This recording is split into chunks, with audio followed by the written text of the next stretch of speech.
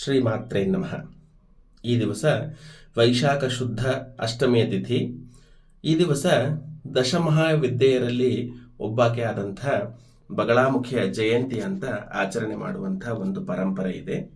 ಬಗಳಾಮುಖಿಯನ್ನು ನಾವು ಪೀತಾಂಬರಾದೇವಿ, ಪೀತಾ ಮತ್ತು ಬ್ರಹ್ಮಾಸ್ತ್ರ ಸ್ವರೂಪಿಣಿ ಇತ್ಯಾದಿ ನಾಮಗಳಿಂದ ಆಕೆಯ ವಿಭೂತಿಯನ್ನ ಶಕ್ತಿಯನ್ನ ಕೊಂಡಾಡುವ ಪರಿಪಾಠ ಇದೆ. ಬಗಳಾಮುಖಿಯ ಸಾಧನೆ ಬಹಳ ಕಷ್ಟಕರವಾಗಿದ್ದು, ಒಬ್ಬ ಸಮರ್ಥನಾದ ಗುರುವಿನ ಮಾರ್ಗದರ್ಶನದಲ್ಲಿ ಮಾತ್ರ ಬಗಳಾಮುಖಿಯ ಸಾಧನೆಯನ್ನು ಮಾಡಿ, ಬಗಳಾಮುಖಿಯ ಮೂಲಮಂತ್ರ ಜಪವನ್ನು ಮಾಡಿ ಆಕೆಯ ತತ್ವವನ್ನು ನಾವು ಸಿದ್ಧಿ ಮಾಡ್ಕೋಬಹುದು.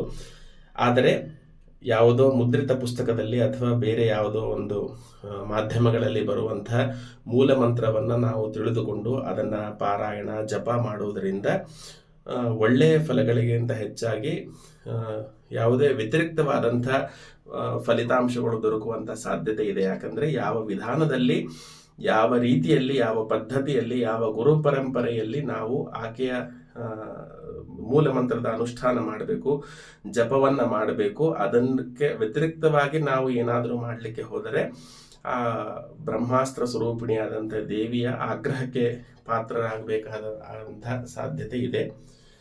ಅದಕ್ಕಾಗಿ ಮೂಲಮಂತ್ರವನ್ನ ಗುರುವಿನ ದೀಕ್ಷೆ ಇಲ್ಲದೆ ಯಾರೂ ದಯಮಾಡಿ ಪಠನೆ ಮಾಡಬಾರದು. ಯಾಕಂದರೆ ಈಗ ಸಾಕಷ್ಟು ಸಾಮಾಜಿಕ ಮಾಧ್ಯಮಗಳಲ್ಲಿ ಬಗಳಾಮುಖಿಯ ಮೂಲಮಂತ್ರವನ್ನು ಯಾವುದೇ ಸಂಕೋಚವಿಲ್ಲದೆ ಹಂಚಿಕೊಳ್ಳುವಂಥ ಕೆಲವು ಜನರು ಕೂಡ ಇದ್ದಾರೆ. ಆದ್ದರಿಂದ ದಯಮಾಡಿ ನೀವು ಬಗಳಾಮುಖಿಯಲ್ಲಿ ನಿಜವಾದ ಭಕ್ತಿಯನ್ನೇ ಹೊಂದಿದ್ರೆ ಒಬ್ಬ ಸಮರ್ಥನಾದ ಗುರುವನ್ನು ಹುಡುಕಿಕೊಂಡು ಆಕೆಯ ಮೂಲ ಮಂತ್ರದ ಉಪದೇಶವನ್ನು ಪಡೆದು ನಂತರ ಖಂಡಿತವಾಗಿ ಆಕೆಯ ಮಂತ್ರವನ್ನು ಅನುಷ್ಠಾನ ಮಾಡಬಹುದು. ಹಾಗಾದರೆ ಬಗಳಾಮುಖಿಯ ಮೂಲಮಂತ್ರ ಜಪ ಮಾಡೋದಕ್ಕೆ ನಮಗೆ ಅಧಿಕಾರ ಇಲ್ಲ ಅಂದ ಮಾತ್ರಕ್ಕೆ ಆಕೆಯ ಸ್ಮರಣೆ ಮಾಡಬಾರ್ದೆ ಅಥವಾ ಮನೆಯಲ್ಲಿ ಆಕೆಯ ಪೂಜೆ ಮಾಡಬಾರ್ದೆ, ಈ ರೀತಿಯ ಪ್ರಶ್ನೆಗಳು ಉದ್ಭವ ಆಗಬಹುದು. ಖಂಡಿತವಾಗಿಯೂ ಮನಸ್ಸಿನಲ್ಲಿ ನೀವು ಬಗಳಾಮುಖಿಯನ್ನು ನಿತ್ಯವೂ ಸ್ಮರಣೆ ಮಾಡಲೇಬೇಕು. ಯಾಕಂದರೆ ಬಗಳಾಮುಖಿಯ ಮೂಲ ತತ್ವ ಇರೋದು ಶತ್ರುಗಳ ವಿನಾಶ ಮಾಡೋದಕ್ಕಾಗಿ. ನಾವು ಆಕೆಯ ಒಂದು ಮೂರ್ತಿಯ ರಹಸ್ಯವನ್ನು ನೋಡಿದಾಗ ಆಕೆ ಶತ್ರುವಿನ ನಾಲಿಗೆಯನ್ನು ಹಿಡಿದು ಇನ್ನೊಂದು ಕೈಯಿಂದ ಗದಾಪ್ರಹಾರ ಮಾಡುವ ರೀತಿಯಲ್ಲಿ ನಾವು ಆಕೆಯನ್ನು ಧ್ಯಾನ ಮಾಡ್ತೀವಿ. ಯಾಕಂತಂದರೆ ಶತ್ರುಗಳ ವಾಕ್ಸ್ತಂಭನೆ ಮಾಡ್ತಾಳೆ ಅಂತಂದರೆ ನಮ್ಮ ಪ್ರತಿವಾದಿಗಳಿಗೆ ಯಾರಿರ್ತಾರೆ, ಪ್ರತಿವಾದಿ ಭಯಂಕರಳಾಗಿ ಆ ಭಗವತಿಯು ನಮ್ಮ ಬೆನ್ನಿಗಿದ್ದು ನಮ್ಮನ್ನು ಎಲ್ಲ ಶತ್ರುಗಳಿಂದ, ಅಂದರೆ ಬಾಹ್ಯ ಶತ್ರುಗಳಾಗಿರಬಹುದು ಮತ್ತು ನಮ್ಮ ಮನಸ್ಸಿನಲ್ಲಿ ಇರುವಂಥ ಶತ್ರುಗಳಾಗಿರ್ಬೋದು, ಆಂತರಿಕ ಬಾಹ್ಯ ಎರಡೂ ಶತ್ರುಗಳ ನಿವಾರಣೆಗಾಗಿ ನಾವು ಬಗಳಾಮುಖಿಯ ಸಾಧನೆಯನ್ನು, ಬಗಳಾಮುಖಿಯ ಪೂಜೆಯನ್ನು ಅವಶ್ಯವಾಗಿ ಮಾಡಬಹುದು. ಮಂತ್ರ ಉಪದೇಶ ಆಗದೇ ಇದ್ದವರು ಕೇವಲ ಆಕೆಯ ಹೆಸರುಗಳಲ್ಲಿ ಒಂದಾದ ಬಗಳಾಮುಖಿ ಅಂತಲೋ, ಬಗಳ ಅಂತಲೋ, ಪೀತಾಂಬರ ಅಂತಲೋ ಅಥವಾ ಬ್ರಹ್ಮಾಸ್ತ್ರ ಸ್ವರೂಪಿಣಿ ಅಂತಲೋ ಈ ರೀತಿ ಯಾವುದಾದ್ರೂ ಒಂದು ನಮ್ಮ ಮನಸ್ಸಿಗೆ ಹಿಡಿಸಿದಂಥ ಒಂದು ಹೆಸರನ್ನು ನಾವು ಆಕೆಯ ಪ್ರೀತ್ಯರ್ಥವಾಗಿ ಯಾವುದೇ ಸಂಕೋಚವಿಲ್ಲದೆ ನಾವು ಸ್ಮರಣೆ ಮಾಡಬಹುದು, ಜಪವನ್ನು ಮಾಡಬಹುದು.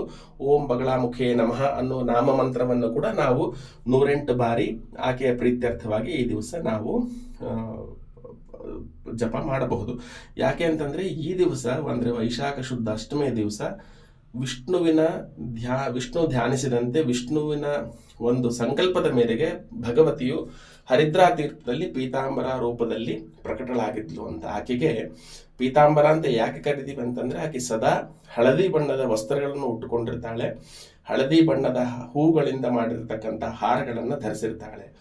ಹೀಗಾಗಿ ಬಗಳಾಮುಖಿ ದೇವಿಗೆ ನಾವು ಹಳದಿ ಬಣ್ಣದ ಹೂಗಳನ್ನು, ಹಳದಿ ವಸ್ತ್ರವನ್ನು ಮತ್ತು ಹಳದಿ ಬಣ್ಣದ ಹಣ್ಣುಗಳನ್ನು ಅಥವಾ ನೈವೇದ್ಯ ಪದಾರ್ಥಗಳಲ್ಲಿಯೂ ಸಹ ಪರಮಾನ್ನ ಇತ್ಯಾದಿಗಳನ್ನು ಮಾಡಿದಾಗ, ಚಿತ್ರಾನ್ನವನ್ನು ಮಾಡಿದಾಗ ಹಳದಿ ಬಣ್ಣದಲ್ಲಿ ಇರುವಂತೆ ನೋಡಿಕೊಂಡು ನಾವು ಆಕೆಗೆ ನಿವೇದನೆ ಮಾಡಿದ್ದೇ ಆಗಿದ್ದಲ್ಲಿ ಆಕೆ ಶೀಘ್ರವಾಗಿ ಸಂತೃಪ್ತಳಾಗ್ತಾಳೆ ಅನ್ನುವಂಥ ಒಂದು ನಂಬಿಕೆ ಇದೆ. ಅಲ್ಲದೆ ಬಗಳಾಮುಖಿಯ ಮಂತ್ರವನ್ನು ಜಪ ಮಾಡುವುದಕ್ಕೆ ಸಹ ನಾವು ಅರಿಶಿಣದ ಕೊಂಬಿನಿಂದ ಮಾಡಿರ್ತಕ್ಕಂಥ ಹಳದಿಯ ಜಪಮಣಿಯನ್ನು ಬಳಸುವಂಥ ಒಂದು ಪರಿಪಾಠವೂ ಇದೆ. ಯಾಕಂದರೆ ಬಗಳಾಮುಖಿಯ ಪೂಜೆಯಲ್ಲಿ ಹಳದಿ ಬಣ್ಣದ ಹೂಗಳು, ಹಣ್ಣು ಇತ್ಯಾದಿಗಳ ಪೂಜಾ ದ್ರವ್ಯಗಳ ವಿನಿಯೋಗ ಮಾಡುವುದರಿಂದ ಬಗಳಾಮುಖಿಯು ಶೀಘ್ರದಲ್ಲಿ ಸಂತೃಪ್ತಳಾಗ್ತಾಳೆ ಅನ್ನುವಂಥ ಒಂದು ನಂಬಿಕೆ ಇದೆ.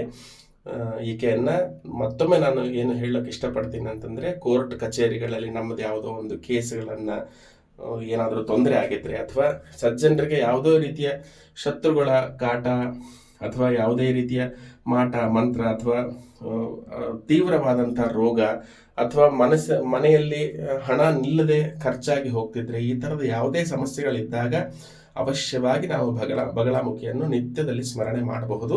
ಆದರೆ ಮೂಲ ಮಂತ್ರದ ಜಪ ಮಾಡುವಾಗ ಮಾತ್ರ ಎಚ್ಚರಿಕೆಯಿಂದ ಒಬ್ಬ ಗುರುವಿನಿಂದ ಉಪದೇಶವನ್ನು ಪಡೆದು ಮಾತ್ರ ನಾವು ಆಕೆಯ ಮೂಲ ಮಂತ್ರ ಜಪವನ್ನು ಮಾಡಬಹುದು. ಯಾಕಂದ್ರೆ ಆಕೆಯನ್ನ ಜಂಜಾವಾತ ಅಂತ ಕೂಡ ಕರೀತಾರೆ. ಅಂದ್ರೆ ಸಿಡಿಲಿನ ಶಕ್ತಿ ಇರುವಂತಹ ದೇವತೆ ಅಂತ ಹೇಳಿ ನಾವು ಕರಿತೀವಿ. ಆ ದೇವತೆಯ ಶಕ್ತಿ ಲೀಲಾ ವಿಭೂತಿಗೆ ನಾವು ಗೌರವ ಕೊಟ್ಟು ಮೂಲ ಮಂತ್ರವನ್ನು ಜಪ ಮಾಡಬೇಕಾದಲ್ಲಿ ಗುರುವಿನ ಆಜ್ಞೆ ಪಡೆದು ಗುರುವಿನಿಂದ ದೀಕ್ಷಿತನಾದ ಮೇಲೆ ಮಾತ್ರ ಮಾಡಬಹುದು. ಉಳಿದಂತೆ ನಾವು ಆಕೆಯ ಪ್ರೀತ್ಯರ್ಥವಾಗಿ ಆಕೆಯ ನಾಮಸ್ಮರಣೆ ಮಾಡಬಹುದು, ಆಕೆಯನ್ನು ಮನಸಾ ಚಿಂತನೆ ಮಾಡಬಹುದು, ಆಕೆಯ ಮೂರ್ತಿ ಸ್ವರೂಪವನ್ನು ನಾವು ಧ್ಯಾನ ಮಾಡಬಹುದು. ಅಲ್ಲದೆ ನಾವು ಅಷ್ಟೋತ್ತರ ಶತನಾಮವನ್ನು ಸಹ ಮನೆಯಲ್ಲಿ ಪಾರಾಯಣ ಮಾಡಬಹುದು. ಇದರ ವಿನಃ ಬೇರೆ ಯಾವುದೇ ರೀತಿಯಂಥ ತಾಮಸಿಕ ಅಥವಾ ರಾಜಸಿಕ ಸಾಧನೆಗಳಲ್ಲಿ ಬಗಳಾಮುಖಿಯನ್ನು ನಾವು ಜಾಗೃತ ಮಾಡಿದ್ದೇ ಆಗಿದ್ದಲ್ಲಿ ನಮಗೆ ವ್ಯತಿರಿಕ್ತವಾದ ಪರಿಣಾಮಗಳು ಬರ್ತವೆ. ಸಾತ್ವಿಕವಾಗಿ ಮಹಾದೇವಿಯನ್ನ ಮನಸ್ಸಿನಲ್ಲಿ ಸ್ಮರಿಸಿ ಆಕೆಯ ಅನುಗ್ರಹವನ್ನು ಬೇಡುವುದರಲ್ಲಿ ಯಾವುದೇ ಸಂಕೋಚ ಬೇಡ. ಎಲ್ಲರೂ ಇಂದಿನ ದಿವಸ ಭಗವತಿಯನ್ನ ಬಗಳಾಮುಖಿಯ ರೂಪದಲ್ಲಿ ಚಿಂತನೆ ಮಾಡಿ ನಿಮ್ಮ ಮನೆಯಲ್ಲಿ ಇರ್ತಕ್ಕಂಥ ಭಗವತಿಯ ಚಿತ್ರಪಟ ಅಥವಾ ಬಿಂಬ ಮೂರ್ತಿ ಏನಿದೆಯೋ ಅದಕ್ಕೆ ಒಂದು ಹಳದಿ ಬಣ್ಣದ ಹೂವನ್ನ ಸಮರ್ಪಣೆ ಮಾಡಿ, ಒಂದು ಹಳದಿ ಹಣ್ಣು, ಈಗ ಮಾವಿನ ಹಣ್ಣು ಸಿಗುತ್ತೆ ಯಥೇಷ್ಟವಾಗಿ ಬೇಸಿಗೆ ಕಾಲ ಆಗಿರೋದ್ರಿಂದ, ಅಥವಾ ಬಾಳೆಹಣ್ಣು, ಇನ್ಯಾವುದೇ ಹಳದಿ ಬಣ್ಣದ ನಿಷಿದ್ಧವಲ್ಲದ ಹಣ್ಣನ್ನ ನಾವು ಭಗವತಿಗೆ ಸಮರ್ಪಣೆ ಮಾಡಿ ಆಕೆಯ ಅನುಗ್ರಹವನ್ನು ಬೇಡೋಣ. ಎಲ್ಲರಿಗೂ ಬಗಳಾಮುಖಿಯ ಸಂಪೂರ್ಣ ಅನುಗ್ರಹ ಇರಲಿ. ಬಗಳಾಮುಖಿಯು ಸದಾ ನಮ್ಮ ಎಲ್ಲ ಶತ್ರುಗಳನ್ನ ದಮನ ಮಾಡಿ ಅವರ ವಾಕ್ಸ್ತಂಭನ ಮಾಡಿ ನಮಗೆ ಸರ್ವತ್ರ ವಿಜಯವನ್ನು ದಯಪಾಲಿಸಲಿ ಅಂತ ಹೇಳ್ತಾ ವಿರಮಿಸ್ತೇನೆ. ಶ್ರೀ